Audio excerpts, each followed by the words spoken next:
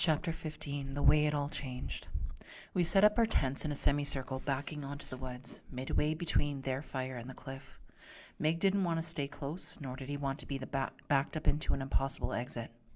We built our own fire and unfurled blankets. Light rain fell for about an hour as the sun was setting, so we roped our tarps and sat together for the moment to regroup and plan watch.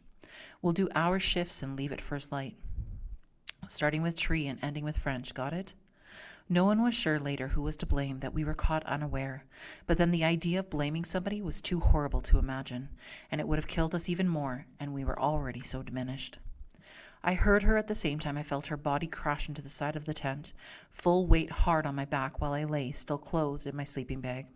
The body gave the sound of a kitten squeezed too tight, a kind of windless yelp. The sound pushed adrenaline into my thighs and knocked sleep out of my head. I struggled under the weight, and whoever it was rolled off cursing. I heard another yelp and then a screech, a long wail that made my teeth chatter. It was Wob. What the hell? I pushed into my knees and unzipped the tent flap. I turned once to see Slopper, eyes wide, blankets tucked around his face like a giant baby. I saw in his eyes the reflection of the Morse code my heart was pushing out. Terror. About 20 feet off, Cherie and Z1 were back to back, arms intertwined, at the end of a gun held by Travis. Migwan's was a few steps to their right, his own gun on the ground by his feet, chest heaving.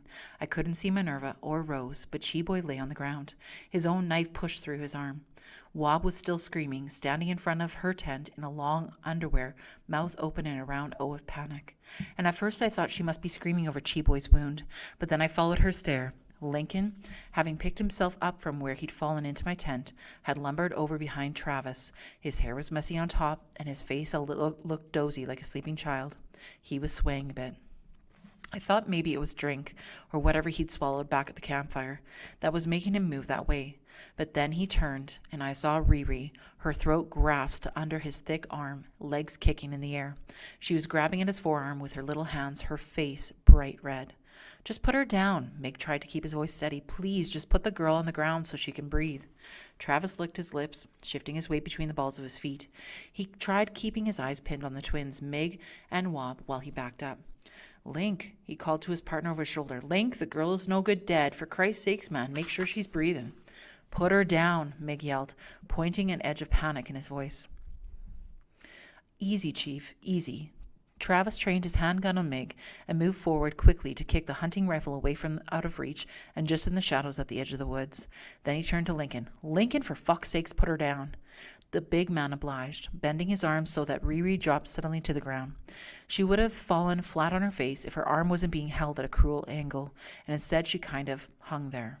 At least her feet were on the ground, and she was coughing now. I hadn't been seen yet, still half in the farthest tent, and with Lincoln's unobservant current state.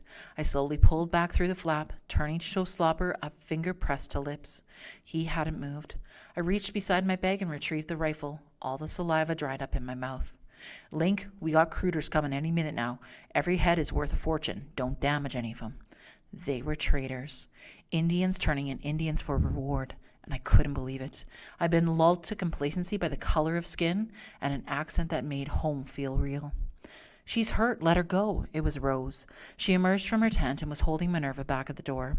Minerva, who had seen Riri dangling from the man's meaty grasp while her arm twisted at a sick angle, was frantic to try to claw past and into the clearing. The sight of the old woman in her kerchief and her long skirts over track pants made Lincoln laugh. He dropped Riri to clutch his belly, and that's when Travis turned his head and Cheeboy made his move. He jumped from his crouch on the ground, the knife out of his arm and back in his hand. He lunged at Travis, driving the blade into the man's leg, just above the knee.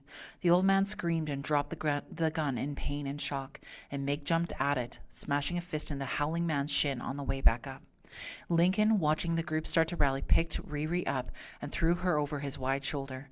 I didn't see a weapon on him, but just the sheer size of him, matched with his unnatural state, made him a danger to us all, especially for Riri. He turned and he started to run. Stop, Meg yelled. I'll shoot. But he wouldn't. The clearing was dark and Riri was at risk. Instead, Meg gave chase, Wob at his heels, quickly catching up and passing him. Her old runner instincts returned. Rose followed, and behind her Minerva jogged, her arms pumping at her sides, not much faster than a walk, her lips pushed out like a niche GPS system. While half the group took after Riri and Hulk, the twins gathered up Cheeboy, pulling him away from Travis, who was crumpled up on the ground with a bloody mouth. Cherie ran to my tent, where I half sat in and half out. "You okay, French?" He peered in behind me at Slopper. "Slopper?" He gave the boys a thumbs-up sign. Slopper just stared at him in return. "We gotta tie this guy up quick, Cherie." Zegon came up behind his brother. I watched them tie Travis's hands to his ankles with a piece of rope before slinging my rifle on my back, and then I ran off into the dark after my family. I ran hard, with abandon, into the narrow swatch of the clearing, darker here with the closer trees. I ran full out, almost tripping over a huddled shape of Minerva where she sat, crouched on the ground, rocking back and forth and muttering words I couldn't pick up. I managed to avoid her, but slammed my shoulder hard into a protruding birch branch. I heard a dry snap, and I wasn't sure if I'd come from the branch or the explosion of heat in my arm, or from further up the path. It didn't matter. I just kept going.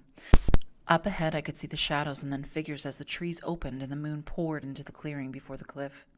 I slowed down to assess, like Meg had taught me to do. One of the figures was on the ground, another was bent over, hands on knees. The third was holding onto a tree, leaning over the edge. And that was it. There was only 3. I doubled my speed and burst into the moonlight. Wob was on the ground. She looked like she was sleeping, but her eyes were wide open.